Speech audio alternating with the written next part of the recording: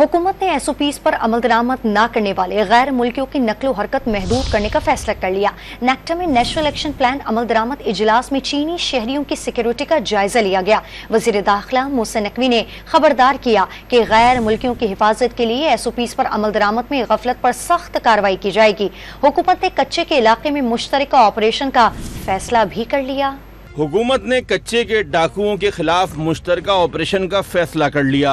वजीर दाखिला मोहसिन नकवी की ज़ेर सदारत नेक्टा हेडक्वार्टर में नेशनल एक्शन प्लान अमल दरामद जायजा कमेटी का इजलास हुआ, जिसमें वफाकी सेक्रेटरी दाखिला, सरबरा नेक्टा, DG FIA, IGs और दीगर आला हुकाम शरीक हुए। इजलास के एलामिये के मुताबिक सिंध और पंजाब के कच्चे के इलाकों में डाकुओं के खिलाफ जदीद टेक्नोलॉजी की मदद से मुश्तरका ऑपरेशन किया जाएगा। वजीर दाखिला ने बावर कराया कि कच्चे के इलाके में मुश्तरका ऑपरेशन के लिए ड्रोन समेत जदीद टेक्नोलॉजी को इस्तेमाल में लाया जाएगा। वजीर दाखिला ने जोर दिया कि दहशतगर्दी का कलाकमा करने के लिए इदारों को जदीद टेक्नोलॉजी से लेस करना होगा, जिसके लिए विफाक सूबों को हर मुमकिन ताउन फराम करेगा। इजलास में चीनी शहरियों की सिक्योरिटी के बारे में इक़दामात का भी जायजा लिया गया।